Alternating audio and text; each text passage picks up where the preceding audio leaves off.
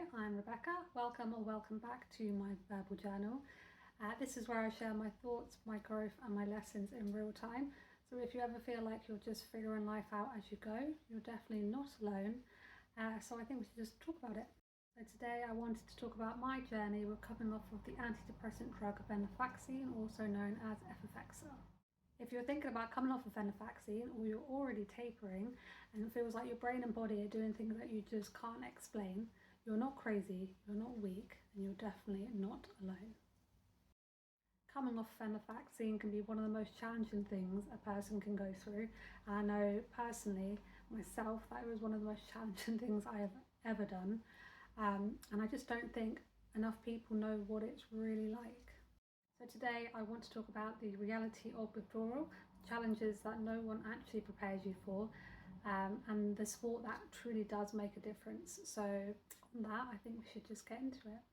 Venlafaxine, often sold under the brand name Effexor, is an SNRI, so a serotonin norepinephrine reuptake inhibitor. That is a mouthful. It's commonly prescribed for depression, generalized anxiety, panic disorder, and social anxiety. For many people it does work, it genuinely does help, but just what does not get talked about enough is what happens when you try to stop. First, this isn't about fear, it's about honesty. Venlafaxine has a short half-life, which means it leaves the body quickly. That's one reason withdrawal symptoms, often called discontinuation syndrome, hit fast and hit hard. Some people experience brain zaps, dizziness, flu-like symptoms, crying spells, insomnia, mood swings, depersonalization, intense fatigue, and sometimes it feels like your original depression or anxiety is coming back, and that is one of the scariest parts. You start wondering, is this relapse? Is this withdrawal? Did I make a mistake? And that uncertainty can be overwhelming. For some people, tapering is smooth, for others it's a roller coaster, and there is no single right experience. For my personal experience, it was most definitely a roller coaster. So let's get into the challenges that nobody actually talks about. Number one, the emotional whiplash. Your nervous system is recalibrating. One day you feel okay, the next day you feel hopeless, then suddenly irritable, and then anxious for no clear reason. It's destabilizing. Number two, the physical symptoms. Brain zaps are real. If you know, you know. They can feel like electrical shocks in your head if you move your eyes, if you move your head. Dizziness and balance issues can make everyday tasks exhausting. Number three is the isolation, and this might be the hardest part. People around you might say, just push through, maybe you shouldn't have stopped, and it's probably all in your head.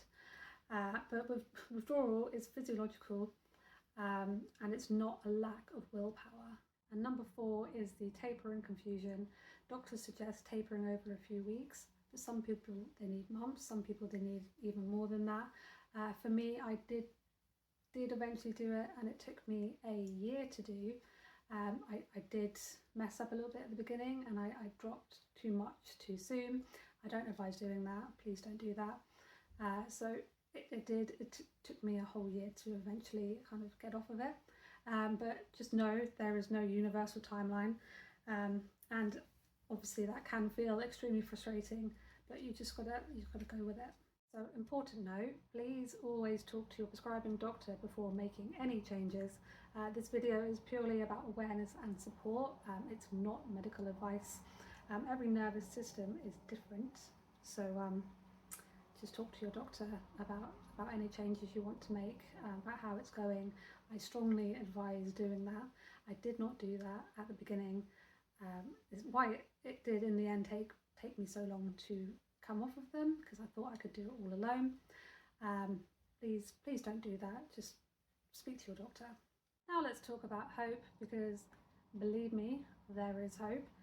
Number one, slow gradual tapering. Many people do better with micro reductions rather than large drops. Patience matters more than speed. Number two is tracking your symptoms. Keep a simple journal, the dose, your sleep, mood, physical symptoms, patterns become clearer over time. Number three, nervous system support. Gentle routines help. Regular sleep pattern, going out for a light walk. For myself, I found that running really helped if I was having a bit more of an off day. Hydration, simple, nourishing meals, nothing extreme, just consistency. Number 4 is community. Here in Me Too really can change everything. Support groups online or in person, they can dramatically reduce isolation. I do wish I had reached out a little bit more. Number 5 is self-compassion. This is not weakness. Your brain adapted to a medication and it needs time to readjust. Healing is not linear. Some days will feel like setbacks. I felt like I had many setbacks. They aren't failures, they're just waves. Most important thing, if you are in the middle of this, you are not broken, you are not failing. Your nervous system is healing. Many people who do go through difficult withdrawal do stabilize. Take me, for example. It just takes time, it takes support, it takes patience, but it does get better.